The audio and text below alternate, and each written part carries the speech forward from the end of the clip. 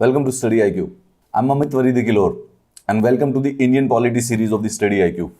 Lecture number 23 जिसमें हम central council of ministers के बारे में पढ़ेंगे, उसकी स्टार्ट करते हैं। लक्ष्मीकांत को 100 घंटे करने के इरादे से जब हम आगे चल रहे हैं and we are actually moving forward और आप लोगों का सपोर्ट भी काफी मिल रहा है। आज 23rd लेक्चर है उसी सीरीज का and we are trying to do it through the Laxmikanth chapters. जो शेड्यूल लक्ष्मीकांत फॉलो करता है उसी से हम कर रहे हैं, राइट। अब हम पार्ट 5 ऑफ इंडियन कॉन्स्टिट्यूशन में हैं, पार्ट 5, जिसके अंदर हम सबसे पहले प्रेसिडेंट, फिर वाइस प्रेसिडेंट और प्राइम मिनिस्टर से संबंधित जो भी हमारे संविधान के अंदर प्रावधान है उनके बारे में डिस्कस कर चुके हैं। प्राइम मिनिस्टर से रिलेटेड ऑलमोस्ट प्राइम मिनिस्टर के कंटिन्यूएंस में एक टॉपिक होता है सेंट्रल काउंसिल ऑफ मिनिस्टर्स। आज इसके बारे में लेक्चर होगा। सेंट्रल काउंसिल ऑफ मिनिस्टर्स, जब इन जनरल, आपको मैंने कई बार बताया है कि जब इन जनरल आप अखबारों में पढ़ते हैं गवर्नमेंट ने ये डिसीजन लिया, सेंटर ने ये डिसीजन लिया, तो ये प्राइमरली सेंटर ने डिसीजन लिया, गवर्नमेंट ने, सरकार ने जो डिसीजन लिया ना, वो ये सेंट्रल काउंसिल ऑफ मिनिस्टर्स को रेफर कर रहे होते हैं। इसके साथ साथ आपने कभी कभी ये वर्ड भी सुना होगा, कैबिनेट ने ये डिसीजन ले लिए, कैबिनेट ने आज ये डिक्लेयर किया है, कैबिनेट ने ये बेसिकली निर्णय लिया है। कैबिनेट काउंसिल ऑफ मिनिस्टर्स में क्या कंफ्यूजन होता है, cabinet is part of council of ministers, ठीक है, टू बी मोर प्रिसाइज। लेकिन आज हम इसको डिटेल में देख लेंगे कि किस चीज में क्या क्या फर्क होता है। चलिए, हमारा जो आज का चैप्टर है वो काफी सरल और काफी छोटा सा है, there is very less about it. ये बड़ी इंटरेस्टिंग सी बात है जो कि खुद आपको भी परप्लेक्स करेगी कि prime minister and the central council of ministers, ये हमारे देश की एक्चुअल सरकार है, यही लोग देश को चलाते हैं। They are the leaders of the country, they are the real executive of the country. और इन्हीं दोनों के बारे में कॉन्स्टिट्यूशन सबसे कम बातें करता है। बाकी सारी की सारी जो चीजें हैं उसके बारे में कंप्लीट क्लैरिटी देने की कोशिश की है कॉन्स्टिट्यूशन में, however except these two. Well, इसका एक फायदा हमें ये होगा कि बेसिकली हमें पढ़ने में आसानी रहेगी क्योंकि चैप्टर बहुत ही सरल हो जाता है। आज हम पढ़ेंगे सेंट्रल काउंसिल ऑफ मिनिस्टर्स, ठीक है, ये फर्स्ट वाली बात हो गई।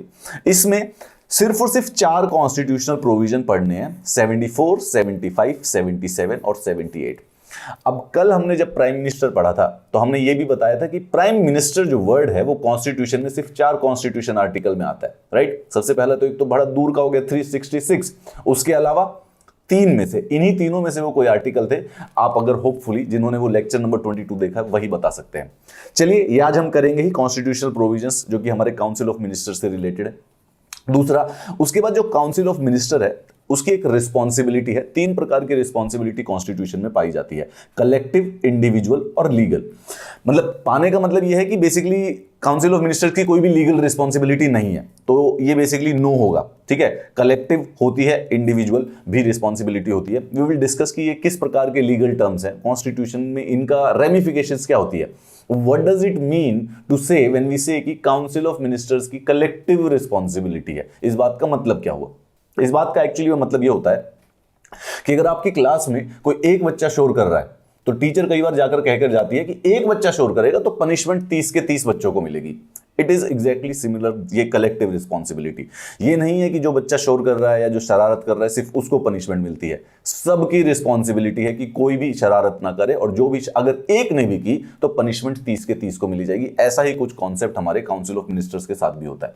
And then composition of the council of ministers, जो कि to be honest it's very very easy.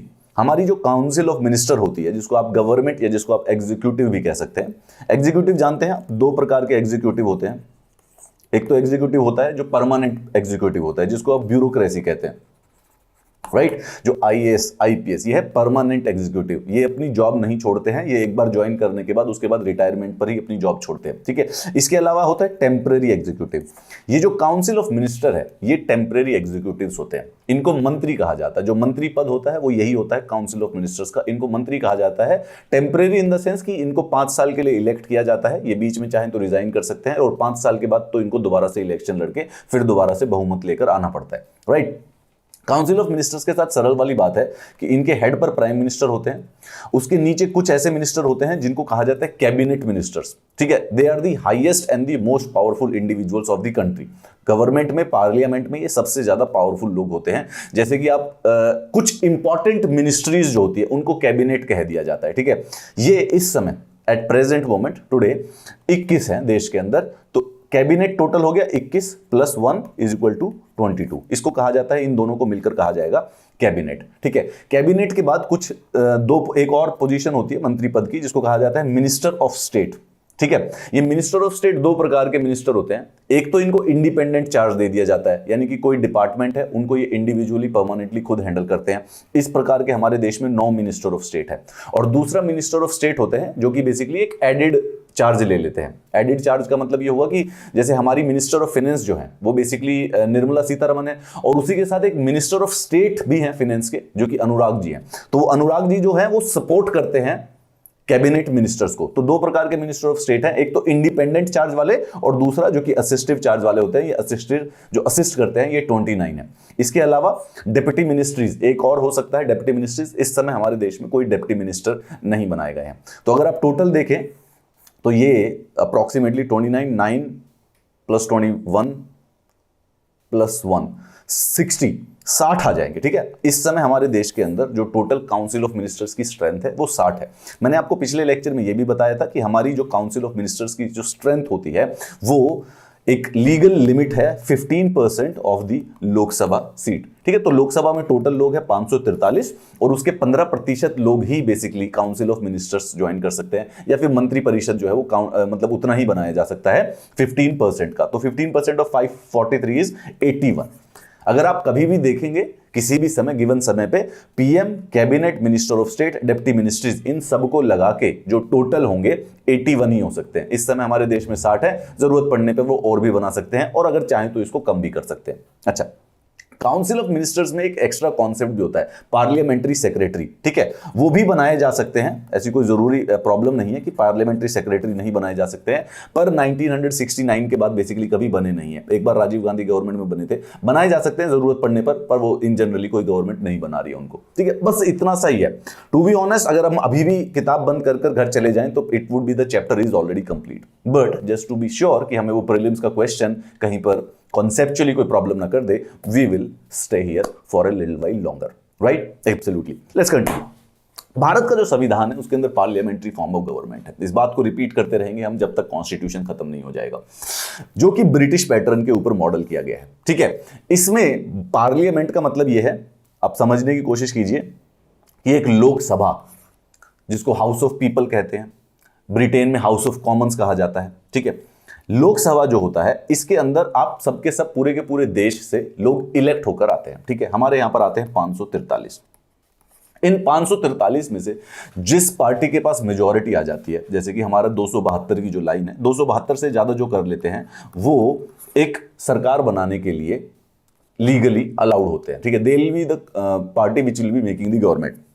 इन 272 में से ये लोग चुनते हैं काउंसिल ऑफ मिनिस्टर्स। ठीक है, तो आप अगर सुनेंगे, आपने ये शब्द सुने होंगे अगर कंफ्यूज करते हैं, एक तो होता है मेंबर ऑफ पार्लियामेंट। ठीक है, मेंबर ऑफ पार्लियामेंट, और कुछ को कहा जाता है ministers.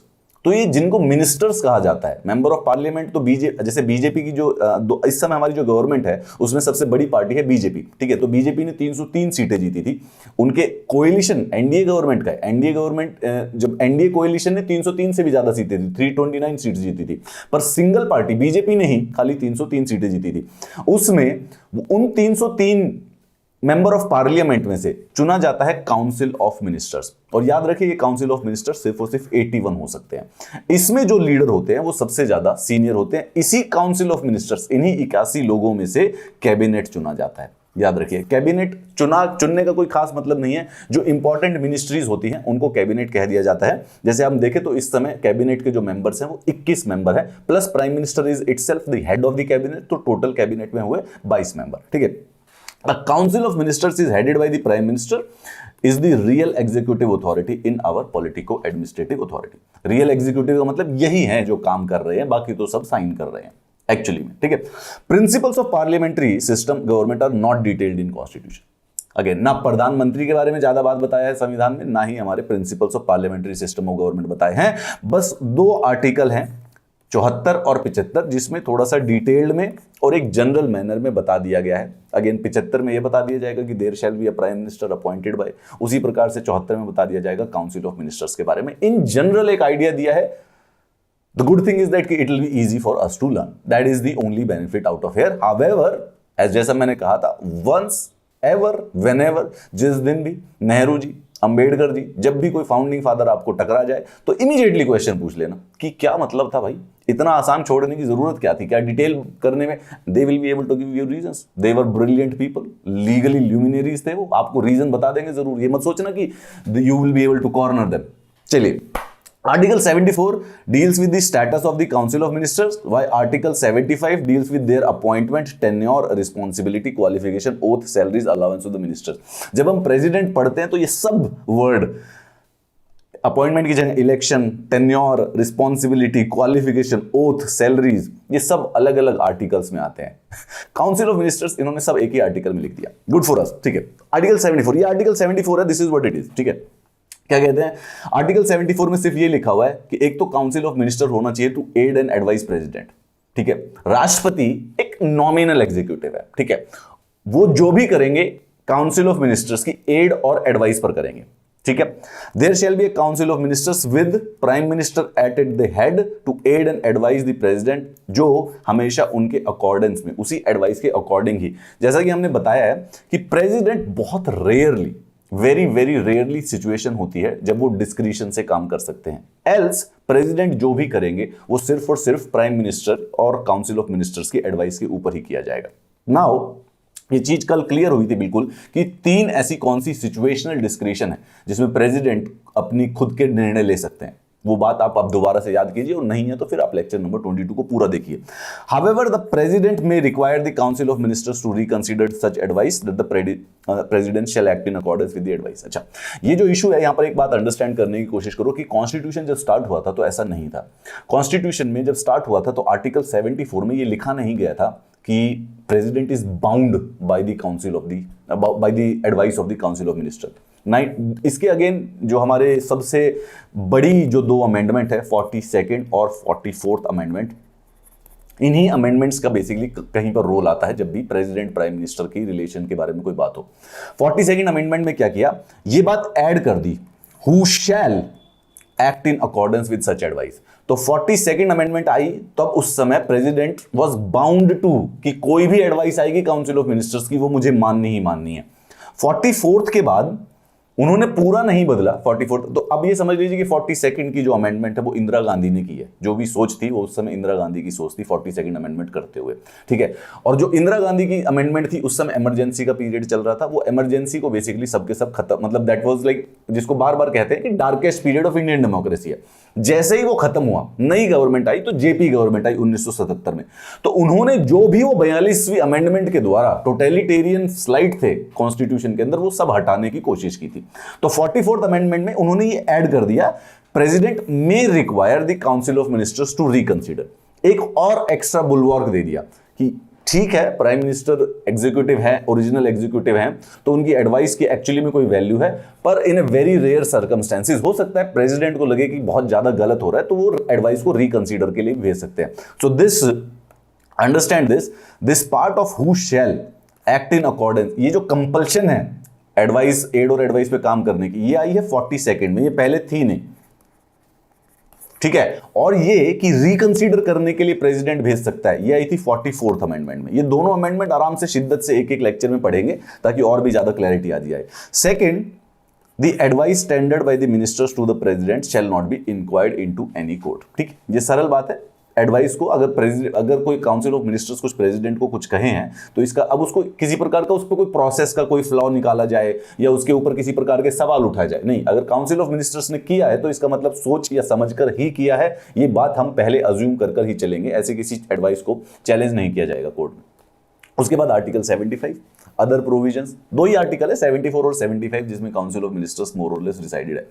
Prime minister shall be appointed by president, you have done it yesterday, right. President को कौन अपॉइंट करता है? Prime minister. लेकिन प्रेसिडेंट के पास ऐसी कोई चॉइस नहीं है, प्रेसिडेंट उसी को प्राइम मिनिस्टर अपॉइंट करेगा जो कि लोकसभा में मेजॉरिटी पावर में है। वेरी रेयरली उसके पास डिस्क्रिशन होती है 2 सिचुएशन में, कब? जब किसी के पास भी मेजॉरिटी नहीं है, ऐसे में यूजुअली प्रेसिडेंट क्या करते हैं कि जो सबसे बड़ी पार्टी हो उसको दे देते हैं, और अगर प्रेसिडेंट की प्राइम मिनिस्टर की आपातकाल मृत्यु हो जाए तो ऐसे में दोबारा से जब प्राइम मिनिस्टर चुनना होता है तो ऐसे में अगर जो लार्जेस्ट पार्टी है उन्होंने कोई प्रेसिडेंट नहीं चुना हो, here president might use his discretion the moment the party chooses their president, फिर प्रेसिडेंट के पास फिर से कोई चॉइस नहीं रहेगी। अच्छा, उसके बाद जितने भी काउंसिल ऑफ मिनिस्टर्स हैं, राइट, ये जो काउंसिल ऑफ मिनिस्टर्स, जो 60 काउंसिल ऑफ मिनिस्टर्स हैं हमारे देश में, ये सब के सब प्रेसिडेंट अपॉइंट करेंगे परंतु advice of the prime minister. तो ये बाकी जो 59 लोग हैं इनको बेसिकली प्रधानमंत्री ने ही नियुक्त किया है प्रैक्टिकल पर्पसेस के लिए। तो राजनाथ सिंह जी बेसिकली डिफेंस मिनिस्टर है, तो ये किसने बताया होगा? ये मोदी जी ने बताया होगा। अमित शाह जी गृह मंत्री है, किसने बताया होगा? ये मोदी जी ने बताया होगा। इनको अपॉइंट कौन करेगा साइन करके? President. Total number of ministers including the prime ministers in the council of ministers shall not exceed 15%। ये 2003 में ऐड किया गया था ये वाला पॉइंट। पहले क्या होता था कि कोएलिशन की वजह से, कोएलिशन में कई बार क्या होता है कि आप गवर्नमेंट को सपोर्ट करते हैं या नहीं करते हैं, तो बेसिकली वो मंत्री पद मान लेते हैं कि हम आपको सपोर्ट कर देंगे, हमें 4 मंत्री पद चाहिए। तो ऐसे कर करके कई बार लालच में जो मंत्री परिषद है उसको कितना भी बड़ा बना दिया जाता था। 100 लोग ले लो, 150 लोग ले लो, तो ऐसे लिमिट करी गई 81 विद प्राइम मिनिस्टर। सो 81 हो गया।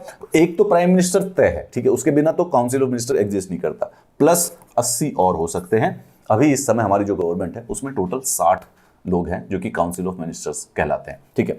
अ member of either house of parliament belonging to any political party who is disqualified on the ground of defection shall also be disqualified to be appointed as a minister, ठीक है। तो कई बार वो होता है कि कोई दल बदल लेता है, अगर कोई दल बदलने के कारण डिस्क्वालीफाई हो गया तो वो आदमी मिनिस्टर नहीं बन सकता, सरल बात है। Ministers shall hold office during the pleasure of president, the same point. Pleasure of president का यहां पर मतलब क्या हुआ? Pleasure of prime minister. Prime minister ने अगर एडवाइस कर दी, इसका लीगल मतलब यह हुआ कि जो मिनिस्टर्स होते हैं उनका कोई टर्म नहीं है, डिसाइडेड टर्म या टेन्योर नहीं है। इसका लीगल मतलब यह हुआ, ठीक है, कि what do you mean by pleasure of president? इसका मतलब है कि कॉन्स्टिट्यूशन में टेन्योर नहीं लिखा कि तुम कितने साल के लिए मिनिस्टर बन सकते हो, ठीक है। प्रैक्टिकल मतलब क्या हुआ? प्रैक्टिकल मतलब यह हुआ कि क्योंकि president is bound by the advice of the cabinet and the prime minister, तो इसका मतलब यह है कि वो प्लेजर ऑफ प्राइम मिनिस्टर है, जिससे प्राइम मिनिस्टर दुखी हैं कि भाई तुम तो काम नहीं कर पा रहे, तो उनको वो हटा सकते हैं। Council of minister shall be collectively responsible. हम इसको डिस्कस करते हैं, कलेक्टिवल रिस्पॉन्सिबल क्या होता है। प्रेसिडेंट इन सबको ओथ ऑफ ऑफिस और सीक्रेसी की ओथ दिलाते हैं। Minister who is not a member of parliament for any period of 6 consecutive member shall be cease to be a minister. बात समझने का क्या मतलब हुआ कि टेक्निकली अगर आपका मन करे कि आपको रक्षा मंत्री होना चाहिए या गृह मंत्री, and in very very standard case, Nayak जैसी मूवी वाले केस में आपने नरेंद्र मोदी जी को मना लिया कि सर बना दो, मैं हैंडल कर लूंगा देश की रक्षा को, there is as far as the legal and constitution is concerned, you can be made defence minister of the country without fighting the elections. हाँ, विद इन 6 months आपको या तो राज्यसभा में इलेक्ट होना पड़ेगा या फिर लोकसभा में इलेक्ट होना पड़ेगा, बट बिना कुछ किए, चाहे आप मंत्री हो, चाहे आप मेंबर ऑफ पार्लियामेंट हो या ना हो, आप डेफिनेटली भारत के मंत्री परिषद का पार्ट बन सकते हैं, आप भारत में काउंसिल ऑफ मिनिस्टर्स का पार्ट बन सकते हैं टेक्निकली। उसके बाद आपको 6 महीने के अंदर अंदर, तो in case if you are thinking today, तो आप ये सोच सकते हैं कि रक्षा मंत्री होने पर आप क्या क्या करेंगे, क्योंकि बहुत ही लेजिटिमेट फैंटेसी है वो technically. In case Narendra Modi ji आपको, आप प्रूव कर सकते हैं उनको कि यू आर वर्थ इट। चलिए, the salaries and allowances of the minister shall be determined by parliament, nothing new, ये सबके साथ है। चलिए, तो हमने 2 आर्टिकल कर लिए, article 74, 75। Now we come to the 77, जो कि सिंपल सरल वाला है, conduct of business of the government of India. इसका कहने का सिर्फ और सिर्फ ये मतलब है, conduct of business of government of India, कि गवर्नमेंट ऑफ इंडिया जो भी काम करती है वो कैसे होती है। उसका सरल मतलब ये है कि पहले तो जो भी काम होंगे, ऑल एग्जीक्यूटिव एक्शन जो कि गवर्नमेंट ऑफ इंडिया लेती है, they shall be expressed in the name of president. यानी कि कहने का मतलब है कि लॉ, ऑर्डर, प्रेसिडेंशियल ऑर्डर, जो भी इशू, नोटिफिकेशन इशू होंगे, उसके ऊपर साइन राष्ट्रपति के होने चाहिए, दैट इज इट। दूसरा, जो भी प्रेसिडेंट ने ऑथेंटिकेट किया है, जिस भी प्रकार से वो जिस भी रूल से करना चाहें, उनकी वैलिडिटी इस बात पर चैलेंज नहीं होगी कि वो प्रेसिडेंट ने नहीं बनाए। समथिंग लाइक कि एक ऑर्डर आया है गवर्नमेंट की तरफ से, गवर्नमेंट ऑफ इंडिया की तरफ से, कोई लॉ आया है, कोई एक्ट आया है, कोई ऑर्डर आया है, उस पर प्रेसिडेंट साइन करके दे देते हैं, तो कोई इसको इस बात पर चैलेंज नहीं कर सकता है कि प्रेसिडेंट ने तो पढ़ा भी नहीं है ये। इन केस भाई काउंसिल ऑफ मिनिस्टर्स की तरफ से कोई ऑर्डर आया, वो उन्हीं की एड और एडवाइस पे काम करते हैं, प्रेसिडेंट को पता है कि अब मेरे को उन्हीं की एड और एडवाइस पे काम करते हैं, तो साइन कर दिया। अब इसको इस बात पर चैलेंज नहीं किया जा सकता कि कोई गलत तरीका अपनाया है या वैलिडेशन नहीं है, इन प्रेसिडेंट की वैलिडेशन नहीं है। अगर प्रेसिडेंट के साइन है तो मतलब दैट इज दी फाइनल, खत्म हो गया, उसके बाद इसके अलावा सवाल उठाया नहीं जा सकता है। इस वैलिडेशन को चैलेंज नहीं किया जा सकता। The validity of an order cannot be called into question on the ground that it is not an order और इंस्ट्रूमेंट मेड और एग्जीक्यूटेड बाय द प्रेसिडेंट। कहीं बाद में वो ये ना कह दे कि यार प्रेसिडेंट ने तो पढ़ा ही नहीं था, उन्होंने बनाया ही नहीं था, तो फिर इसको प्रेसिडेंट ने साइन कैसे किया, ये इलीगल है। ऐसा कुछ भी नहीं है। अगर प्रेसिडेंट के साइन है तो मतलब सब कुछ लेजिटिमेट है। प्रेसिडेंट उसके बाद रूल्स बना सकते हैं, बिजनेस गवर्नमेंट ऑफ इंडिया किस प्रकार से काम करती है, और मिनिस्टर्स जितने भी होते हैं, मंत्री पद जो भी होता है वो किस किस प्रकार से काम कर सकता है। सिंपल वाली सरल वाली बात। और एक हमारा चौथा सबसे छोटा आर्टिकल 78, जो कि हम कई बार कर चुके हैं। प्रेसिडेंट वाले में भी किया था, प्राइम मिनिस्टर वाले में भी किया था, and we are also doing it in the council of ministers also. कहने का मतलब यह है, प्राइम मिनिस्टर की ड्यूटी है, कौन कौन सी? 3 ड्यूटी है। सबसे पहले प्रेसिडेंट को कम्युनिकेट करना पड़ता है, जो भी काउंसिल ऑफ मिनिस्टर्स जो भी डिसीजंस लेता है उसको कम्युनिकेट करेंगे relating to the administration of the union and proposal for the legislation. यानी कि नया कानून कौन सा बनाने जा रहे हैं, नए कौन सी पॉलिसी बनाए जा रहे हैं, हमारे देश की एडमिनिस्ट्रेशन, केंद्र सरकार क्या कर रही है क्या नहीं कर रही है, ये सारी की सारी बात प्रेसिडेंट को बताई जाती है प्रधानमंत्री के द्वारा। दूसरा, जरूरत पड़ने पर प्रेसिडेंट किसी भी चीज से संबंधित, काउंसिल ऑफ मिनिस्टर्स के किसी भी काम से संबंधित कोई भी डॉक्यूमेंट, कोई भी डिटेल्स, कोई भी कार्रवाई क्या हो रही है क्या नहीं हो रही है उसकी डिटेल्स मांग सकते हैं। ठीक है। तीसरा, अगर कोई specific minister, individual minister decision ले ले, देखिए वैसे कलेक्टिव रिस्पॉन्सिबिलिटी होती है काउंसिल ऑफ मिनिस्टर्स में, बट यू कैन अंडरस्टैंड कि दिन पर दिन बड़े सारे से डिसीजन लेने हैं, पूरा का पूरा देश है, तो कभी ना कभी कोई मिनिस्टर भी इंडिविजुअल डिसीजन ले लेता होगा। अब वो मिनिस्टर इंडिविजुअल डिसीजन लेके अगर प्रेसिडेंट के पास भेज दे, क्योंकि काम तो प्रेसिडेंट की एग्जीक्यूटिव अथॉरिटी पे ही होता है सारा का सारा, तब प्रेसिडेंट को कॉन्स्टिट्यूशन ने एक राइट दिया हुआ है, अगर जरूरत पड़े तो वो इंडिविजुअल डिसीजन को वो वापस भेज सकते हैं, ये कह के कि इसको एक बार काउंसिल ऑफ मिनिस्टर्स में मतलब डिस्कस कीजिए।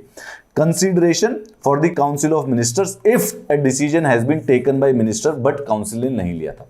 राइट। तो जैसे आप हमें देखिए कि हमारा एक तो हमारे पीएम है, उसके नीचे कैबिनेट है जिसमें 21 मेंबर है, टोटल हो गए 22।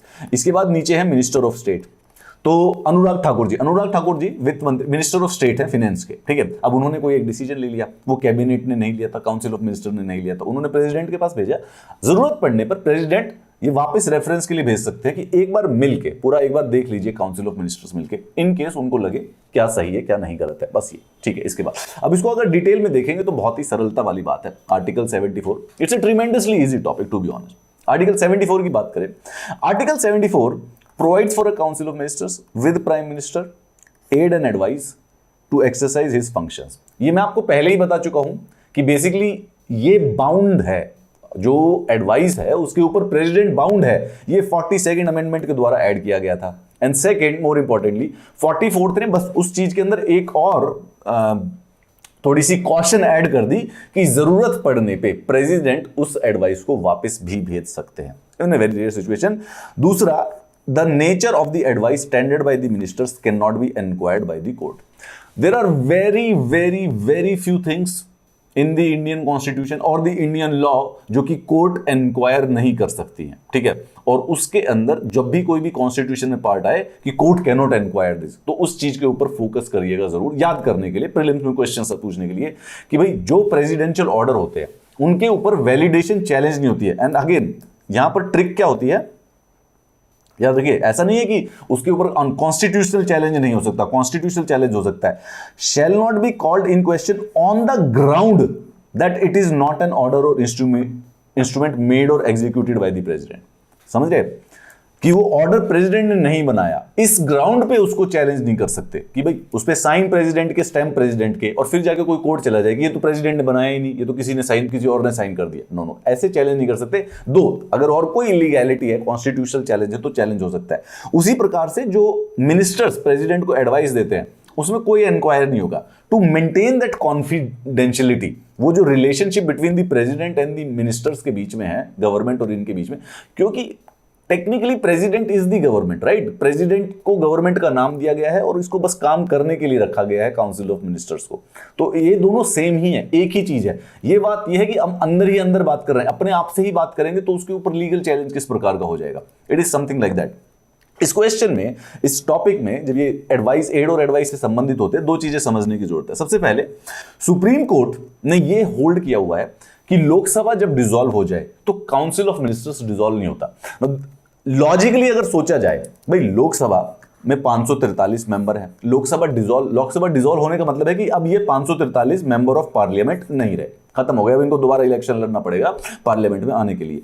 इसमें से काउंसिल ऑफ मिनिस्टर्स चुनी गई है, प्रेजेंटली 60 लोगों की है, ठीक है।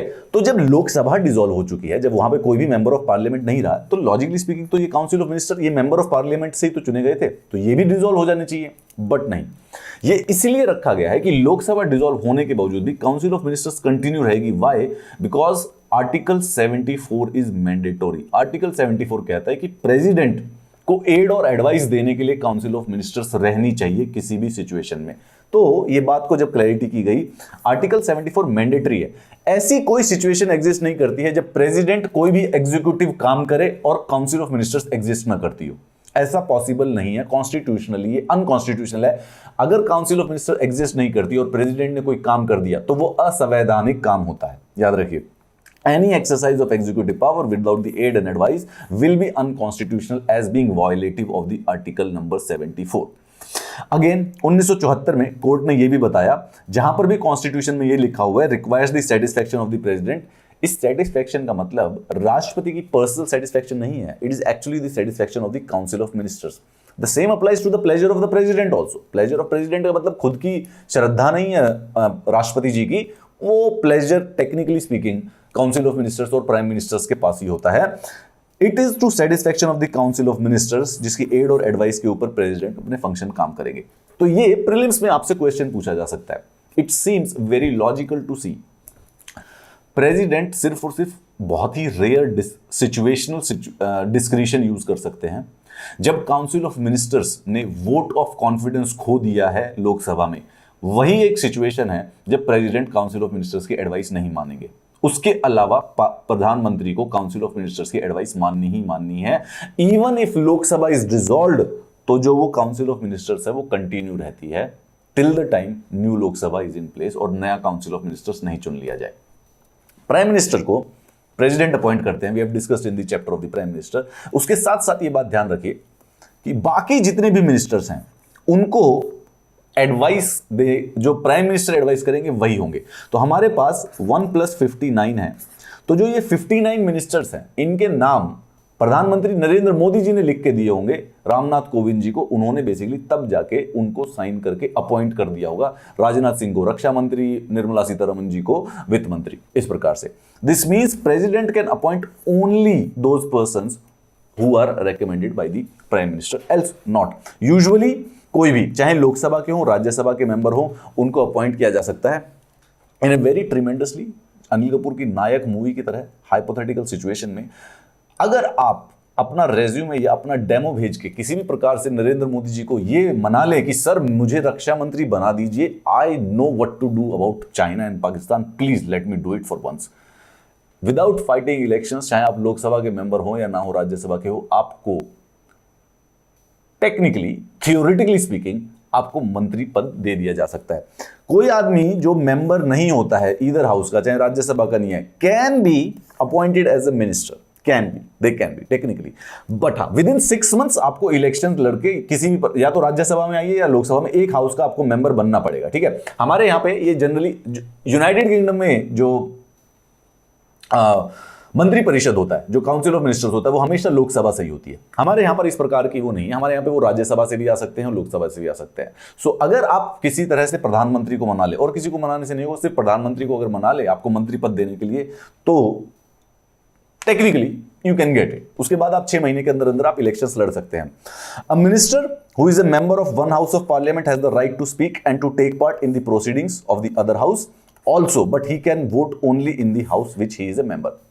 ट्रिकी सिचुएशन देखो, अब जैसे हमारे मनमोहन सिंह जी प्रधानमंत्री थे तो वो राज्यसभा के मेंबर थे 2004 में। अब वो राज्यसभा के मेंबर थे, परंतु वो काउंसिल ऑफ मिनिस्टर भी हैं, काउंसिल ऑफ मिनिस्टर के भी मेंबर हो गए, मंत्री हैं वो, बेसिकली प्रधानमंत्री हैं वो। तो उनको लोकसभा में भी बोलने का अधिकार था, वो लोकसभा में भी आके बोल सकते थे, लोकसभा में लॉ भी इंट्रोड्यूस करवा सकते थे। बट वो जब वोटिंग होती है तो वो उसमें वोट नहीं कर सकते थे। ये थोड़ी सी बस ट्रिक है प्रीलिम्स के क्वेश्चन की समझने की, कि आपके जो काउंसिल ऑफ मिनिस्टर्स के जो मंत्री हैं वो कहीं से भी हो सकते हैं, राज्यसभा से भी हो सकते हैं, लोकसभा से भी हो सकते हैं। जब आदमी मंत्री बन जाता है तो वो दोनों हाउसेज में बोल भी सकता है। राज्यसभा से अगर राज्यसभा का है मंत्री बना है तो वो लोकसभा में बोल सकता है, लोकसभा का मंत्री बना है तो वो राज्यसभा में बोल सकता है। ठीक है, नॉट एन इशू वाली सिचुएशन हो गई। अब जो राज्यसभा के इन जनरल जो मेंबर होते हैं, जो ऑर्डिनरी राज्यसभा के मेंबर है, वो लोकसभा में नहीं बोल सकते। ठीक है, ये वाली बात। ये बस बोलने तक एक दूसरे की, मतलब उस हाउस को रिप्रेजेंट, स्पीकिंग तक ही लिमिटेड है। वोटिंग की जब बात आती है तो प्रधानमंत्री मनमोहन सिंह जी जब लोकसभा में बिल इंट्रोड्यूस करते थे तो वहां पे वोट नहीं करते थे, वो वापस जाके जब बिल राज्यसभा में पहुंच जाता था उसी में किया करते थे। Seems like a plan to me. Responsibility of the minister, हमारे कॉन्स्टिट्यूशन में जो मंत्री हैं इनकी रिस्पॉन्सिबिलिटी 3 प्रकार से डिफाइंड है। पहली कलेक्टिवली, दूसरा इंडिविजुअली और तीसरा लीगल। लीगल है नहीं, लिखा यह गया कि हमारे मंत्रियों की कोई लीगल रिस्पॉन्सिबिलिटी नहीं, जो भी इन्होंने काम किया एग्जीक्यूटिव एक्शन लिया, क्योंकि वो प्रेसिडेंट के नाम से हो रहा है तो मंत्रियों की कोई लीगल रिस्पॉन्सिबिलिटी नहीं है। Again the point here is that not to save the individual but to save the position. सिर्फ पोजीशन का मतलब है वो मिनिस्ट्री को सेव करने के लिए होता है, वो किसी इंडिविजुअल को बचाने के लिए प्रोविजंस नहीं बनाया गया। ठीक है, कलेक्टिव रिस्पॉन्सिबिलिटी का टेक्निकली वही मतलब है, सरल मतलब से देखा जाए कि अगर आप एक क्लास में बैठा हुआ एक बच्चा शोर कर रहा है तो जब टीचर आती है तो टीचर कहती है कि कोई भी एक शोर करेगा तो 60 के 60 बच्चों को पनिशमेंट मिलेगी। अच्छा, जब आप प्रोजेक्ट करते हैं या फिर जब कोई आप क्रिकेट टीम खेलते हैं, अब उसमें कोई सेंचुरी बनाए, कोई 0 पे आ जाए, कोई 5 विकेट ले, कोई एक विकेट ले, जब वर्ल्ड कप मिलता है तो वो पूरी की पूरी उस इंडियन टीम को मिलता है, राइट। उसी प्रकार उसी चीज को कहा जाता है कलेक्टिव रिस्पॉन्सिबिलिटी। हारेंगे तो सबकी बराबर रिस्पॉन्सिबिलिटी, जीतेंगे तो सबकी बराबर responsibility. Collective responsibility is the fundamental underlying the working of the parliamentary system of government. क्या है collective responsibility? आर्टिकल 75 क्लियरली कहते हैं कि जो काउंसिल ऑफ मिनिस्टर्स है it is collectively responsible to the Lok Sabha. This is important.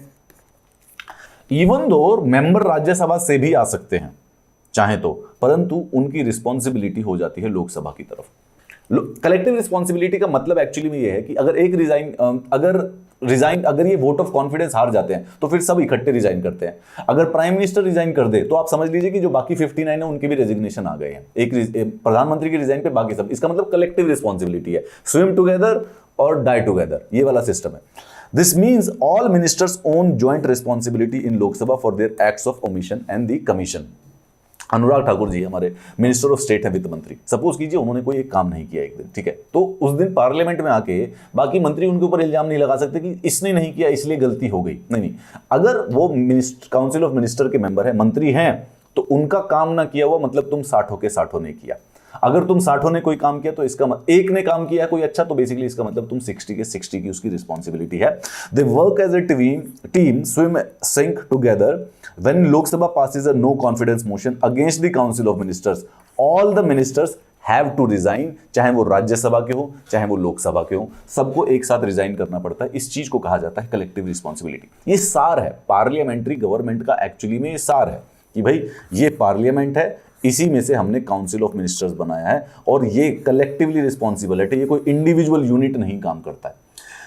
जब decisions लिए जाते हैं काउंसिल ऑफ मिनिस्टर्स के पास, उस दिन आप अगर मीटिंग में हैं या नहीं है उससे कोई फर्क नहीं पड़ता। जो डिसीजन लिया गया है वो आपको अब डिफेंड करना है, वो आपकी उसमें बेसिकली हाँ है। अगर नहीं है तो आपको फिर रिजाइन कर सकते हो चाहो तो।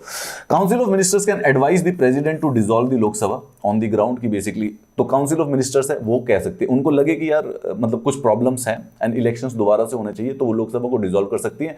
सिर्फ एक दैट सिचुएशन जब काउंसिल ऑफ मिनिस्टर्स ने वोट ऑफ कॉन्फिडेंस हारा है और उसके बाद वो एडवाइस करे। सिचुएशन क्या है देखो, इसको कंक्रीट एग्जांपल से समझते हैं। 543 लोग हैं अभी इस समय, 272 चाहिए गवर्नमेंट बनाने के लिए। तो जैसे हम समझ लेते हैं एनडीए के पास इस समय गवर्नमेंट है, ठीक है, और इनकी एक काउंसिल ऑफ मिनिस्टर है 60 मिनिस्टर्स की, और बाकी हो गई अपोजिशन। कुछ प्लान बना, कुछ मेंबर अपोजिशन ने और ऐड कर लिए and in a very unrealistically situation इनको लगा कि इनके पास अब आ गई है 290 सीटें एंड दे थॉट कि दे बना देंगे। इन्होंने एक वोट ऑफ कॉन्फिडेंस इंट्रोड्यूस किया लोकसभा में, तो जब वोट की तो इन्होंने अपने लोग बना रखे हैं 290 ने इसको पॉजिटिव दे दिया कि वोट ऑफ कॉन्फिडेंस लूज, इस जो मंत्री परिषद है हमें इस पर यकीन नहीं है। अब ऐसे में मंत्री परिषद जो है, जो काउंसिल ऑफ मिनिस्टर्स है, वो ये सोचेंगे हमारी तो सरकार गई, ये तो अपोजिशन वाले बना लेंगे, ऐसा नहीं होने देते हैं, इलेक्शंस करवा देते हैं, डिसॉल्व द लोकसभा। तो वो प्रेसिडेंट को लिख के दे देंगे dissolve the Lok Sabha. That is the only situation जब बेसिकली प्रेसिडेंट को उनकी एडवाइस नहीं माननी है। क्यों? क्योंकि उनको पहले से ही वोट ऑफ कॉन्फिडेंस, जो लोकसभा है, उनकी कलेक्टिव रिस्पॉन्सिबिलिटी जो थी लोकसभा की तरफ, वो खत्म हो चुकी है। वो वोट ऑफ कॉन्फिडेंस, वो विश्वास खो चुके हैं लोकसभा का, लोगों का, देश का विश्वास खो चुके हैं। अगर लोकसभा का खो चुके हैं, अब इनकी बात नहीं मानी जा सकती है। President may not oblige the council that has lost the confidence of the Lok Sabha. यही सरलता वाली बात है। कलेक्टिव रिस्पॉन्सिबिलिटी का मतलब है कैबिनेट के जितने भी डिसीजंस हैं, दे bind all cabinet ministers even if they deferred in the cabinet meeting में तो घर में कुछ भी बात कर लीजिए, लेकिन बाहर जाकर बेसिकली आप ये कहेंगे कि सबने मिलकर ही निर्णय लिया है, कोई भी डिसीजन हो with in and outside the parliament. अगर कोई मिनिस्टर डिसएग्री करता है किसी प्लान से, पॉलिसी से, 60 मिनिस्टर्स में से कोई करता है, तो वो रिजाइन कर सकता है अगर चाहे तो। बट उसके अलावा उसकी जो ऑफिशियल रिस्पॉन्सिबिलिटी है वो कंप्लीट रिस्पॉन्सिबिलिटी रहेगी कैबिनेट के द्वारा या काउंसिल ऑफ मिनिस्टर्स के द्वारा कोई भी जो डिसीजन लिया जाए। जैसे बाबा अंबेडकर साहब ने एक बार रिजाइन कर दिया था 1953 में। वो कैबिनेट के मेंबर थे और हिंदू कोड बिल से संबंधित कोई बिल आ रहा था और वो उससे बिल्कुल भी सहमत नहीं थे। तो instead of going together with it, instead of defending it later on, collective responsibility के प्रिंसिपल के तहत उन्होंने बोला कि मैं इसका पार्ट नहीं बनूंगा, तो मैं रिजाइन ही कर देता हूं। तो उन्होंने डायरेक्टली रिजाइन कर दिया था। इंडिविजुअल रिस्पॉन्सिबिलिटी का ये कहने का सिर्फ और सिर्फ ये मतलब है कि अगर कोई काउंसिल ऑफ मिनिस्टर्स, कोई भी मंत्री कोई गलती कर देता है, तो वो उसके लिए इंडिविजुअल रिस्पॉन्सिबिलिटी का मतलब है कि प्राइम मिनिस्टर उसको इंडिविजुअली हटा सकते हैं। ठीक है। It states that ministers hold office during the pleasure of the president. Pleasure of the president का मतलब है कि president can remove a minister even council of ministers basically confidence है। तो लोकसभा तो नॉर्मल चल रही है, ठीक है, उसके बावजूद भी बीच में प्राइम मिनिस्टर उनको हटा सकते हैं। प्लेजर ऑफ मिनिस्टर हमें प्लेजर ऑफ प्रेसिडेंट हमें समझ आ चुका है कि जब कॉन्स्टिट्यूशन को टर्म या टेन्योर नहीं बताना होता है तो उस शब्द को कहा जाता है प्लेजर ऑफ प्रेसिडेंट। तो मिनिस्टर्स की कोई ऐसी लिमिट नहीं है कि 5 साल तक ही मिनिस्टर रहेंगे, प्रेसिडेंट उनको किसी भी समय हटा सकते हैं। पर अगेन ये जो प्लेजर ऑफ प्रेसिडेंट का मतलब हुआ, president removes a minister only on the advice of the prime minister. Prime ministers की एडवाइस होगी तभी हटा सकते हैं। इस चीज को कहा जाता है individual responsibility. And as far as the legal responsibility is concern, no legal responsibility. ये ब्रिटेन के कॉन्टेक्स्ट में समझते हैं। ब्रिटेन में जब भी कोई कानून पास होता है, कोई भी पब्लिक एक्ट पास होता है, तो उसके ऊपर 2 साइन होते हैं। सबसे पहले जो किंग या क्वीन है वहां पे, और उसके बाद जो भी उस मंत्रालय का जो मिनिस्टर होता है, ठीक है, तो टूरिज्म मिनिस्टर चाहे एक्सटर्नल मिनिस्टर भी साइन करता है। अब एक मैक्सिम है, लीगल मैक्सिम है ब्रिटेन में, the king can do no wrong, कि राजा कभी कोई गलती नहीं कर सकता। उसके तहत 2 साइन इसलिए करवाए जाते हैं। राजा कोई गलती नहीं कर सकता, इसलिए 2 साइन कराए जाते हैं कि राजा के साइन होंगे, और उसके बावजूद उसके बाद ये एक्ट इलीगल निकला तो फिर बेसिकली राजा इलीगल हो गया। इस चीज को रोकने के लिए वहां का जो कानून, वहां पे जब कानून बनते हैं तो 2 साइन होते हैं, एक तो राजा के साइन होंगे और उसके बाद मिनिस्टर के साइन होंगे। जब कोई लीगल इशू बनेगा तो minister would be legally responsible for it. अगर लॉ के अगेंस्ट गया ये कानून तो मिनिस्टर की लायबिलिटी होगी। King, any public act is countersigned by a minister. अब violation of any law, the minister would be held responsible and would be liable in the court. Again this is not to protect the individual king या queen, this is about the position. ये सिर्फ और सिर्फ sanctity, सैक्रोसैंक्टिटी of the basically क्या कहते हैं जो position है। सिमिलरली हमारे यहाँ पे, क्योंकि मोनार्की नहीं है हमारे यहाँ पे, बेसिकली हम रिपब्लिक हैं, हमारे यहाँ पे मिनिस्टर साइन ही नहीं करते हैं, राष्ट्रपति साइन करते हैं। मिनिस्टर की कोई लीगल रिस्पॉन्सिबिलिटी नहीं होती, राष्ट्रपति की भी नहीं होती। This is not to protect the individual, कि सर ये आप क्या नाम है जो मंत्री हैं उनको बचाने के लिए नहीं किया जा रहा है ये कोई भी काम। ये बेसिकली अगर मंत्रियों को काम करना है तो उनको इस प्रकार का डर नहीं होना चाहिए। अगर ये बना देंगे तो फिर तो ये रोज का रोड ब्लॉक हो जाना है।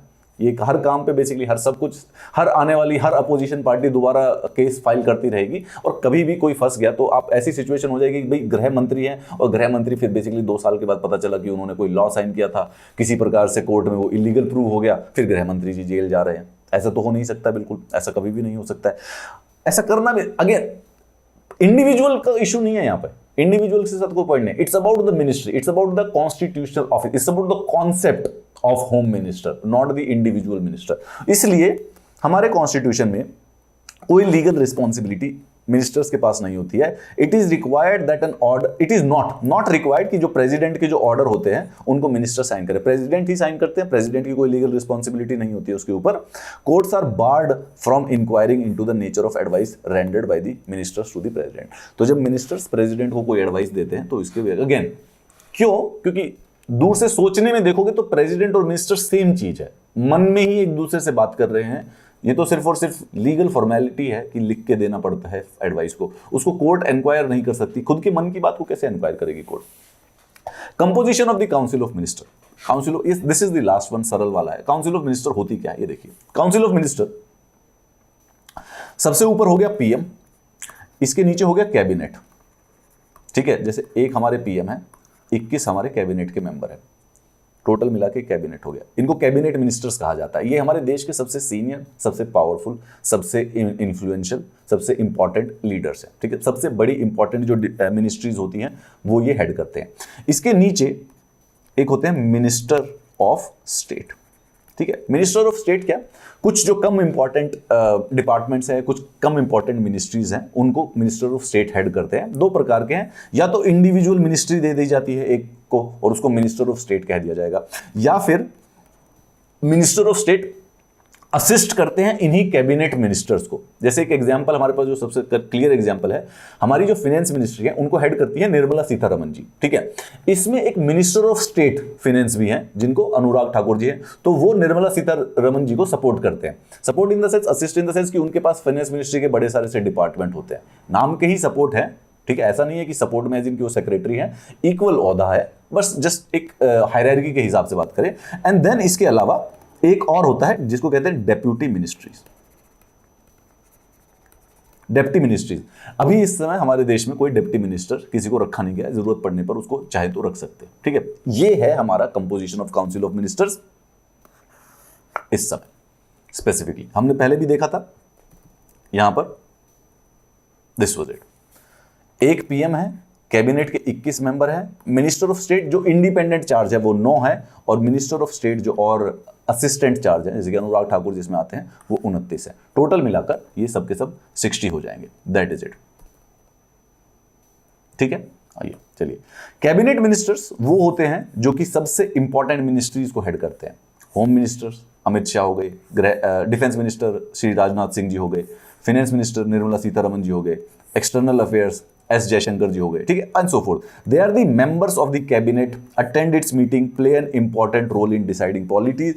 There responsibility extend over the entire gamut of the central government. ये 22 लोग रेगुलरली वीकली मिलते हैं, उनको कैबिनेट मीटिंग्स कहा जाता है। आप कभी कभी न्यूज़पेपर में जब अभी पढ़ेंगे, हिंदू या इंडियन एक्सप्रेस जो भी आप न्यूज़पेपर पढ़ रहे हैं, वहां पर आपको पता चलेगा cabinet, this decision was taken in the cabinet, cabinet has cleared this, cabinet ने ये जहाज खरीदने के लिए अलाउ कर दिया है। वो जो मीटिंग होती है वो ये कैबिनेट मीटिंग्स होती है, इन 22 लोगों की वो मीटिंग होती है। उसके बाद अगले दिन प्रेस में आ जाता है कि हाँ ये अब ये डिसीजन ले लिया गया है, अब ये किया जाएगा, अब ये किया जाएगा, ठीक है। इसके नीचे मिनिस्टर्स ऑफ स्टेट 2 प्रकार के हैं, या तो इंडिपेंडेंट चार्ज मिल जाएगा, एक डिपार्टमेंट है उनको दे दिया जाएगा कि आप अकेले संभालिए, एक मिनिस्ट्री अकेले उनको दे दिया जाएगा, या फिर they can be attached to the cabinet ministers, ठीक है। जो सबसे सीनियर मिनिस्टर है उनको अटैच कर दिया जा सकता है, that is it. In case the attachment अलग अलग डिपार्टमेंट का वो दे सकते हैं, कोई समस्या की बात नहीं है। In both the cases they work under the supervision and the guidance as well as under the overall charge and the responsibility of the cabinet minister. तो जब कैबिनेट मीटिंग होती है, ठीक है, कैबिनेट मीटिंग होती है, तो डिपेंडिंग ऑन द नेसेसिटी वो मिनिस्टर्स ऑफ स्टेट को उसमें बुला सकते हैं। यूजुअली कैबिनेट मीटिंग में कौन अलाउड है? सिर्फ वो 22 जो कैबिनेट मिनिस्टर्स हैं। अगर जरूरत पड़ती है तो किसी भी मिनिस्टर ऑफ स्टेट को भी उसके अंदर बुलाया जा सकता है। जैसे अब अगर फाइनेंस मिनिस्टर को चाहिए कि minister of state of finance भी बेसिकली उसको अटेंड करे, तो they can call it in general, ठीक है, कैबिनेट मीटिंग के बाद। इसके बाद in case of independent charge they perform the same functions, exercise same powers relation to their departments as cabinet, ठीक है। जो इंडिपेंडेंट चार्ज होता है, बिल्कुल इंडिपेंडेंट का मतलब है कि इंडिपेंडेंट है, सेम पावर है, सेम चार्जेस है जो कि कैबिनेट मिनिस्टर्स के होते हैं, बस एक फर्क होता है, they are not the members of the cabinet and they do not attend the cabinet meetings until specially invited for it. यही फर्क है minister of state independent charge में और कैबिनेट मिनिस्टर्स में। Cabinet ministers cabinet meeting attend करते हैं और ministers of state independent charge cabinet के मेंबर नहीं होते हैं। When required they can be called in those cabinet meetings specifically. बस इसके अलावा जब भी बेसिक ऑब्वियसली उनकी मिनिस्ट्री और डिपार्टमेंट से संबंधित अगर कोई बात हो रही है तो। इसके अलावा डेप्यूटी मिनिस्टर्स होते हैं। ये इनको इंडिपेंडेंट चार्ज कभी भी नहीं मिलता। डिप्यूटी है ना, किसी भी मिनिस्टर्स के डिप्यूटी होते हैं, they are attached to the cabinet ministers और ministers of state, assist them in administrative, political and parliamentary duties. They are not members of the cabinet and do not attend cabinet meetings, किसी भी situation में नहीं करते हैं। अब यहां पर PM, cabinet, minister of state, एक इंडिपेंडेंट चार्ज वाला और एक असिस्टेंस वाला, एक डिप्टी मिनिस्टर। हमारे यहां पर इस समय कोई भी डिप्टी मिनिस्टर नहीं वो किया हुआ है, अपॉइंट नहीं किया हुआ है। इसके साथ साथ एक और होता है काउंसिल ऑफ मिनिस्टर्स में, एक और कॉन्सेप्ट है, ये भी आ सकता है, पूछा जा सकता है, पार्लियामेंट्री सेक्रेटरी का। ठीक है, अगर चाहें तो पार्लियामेंट्री सेक्रेटरी भी अपॉइंट किए जा सकते हैं। 1969 के बाद कभी अपॉइंट नहीं किए गए, एक बार राजीव गांधी गवर्नमेंट में बीच में अपॉइंट हुए थे। इन जनरल इनको कोई अपॉइंट नहीं किया गया। ठीक है, इनका भी बेसिकली यही काम होता है कि support the cabinet ministers in their work, primarily speaking, यही वाला काम है। That is it. इस क्लास का जो पीडीएफ है, इसके साथ आपको ये जो डिफरेंसेस हैं कैबिनेट में और काउंसिल ऑफ मिनिस्टर्स में स्पेसिफिकली पढ़ लीजिएगा। मैं इसको लेक्चर नंबर 24 में, जब हम कैबिनेट कमिटीज, जो हम कैबिनेट के बारे में बात कर रहे हैं, इन 22 लोगों की, इनकी अलग अलग कमिटीज बनी हुई हैं जो कि देश के बारे में सबसे महत्वपूर्ण निर्णय लेते हैं, उनके बारे में, कैबिनेट कमिटीज के बारे में हम लेक्चर नंबर 24 में पढ़ेंगे।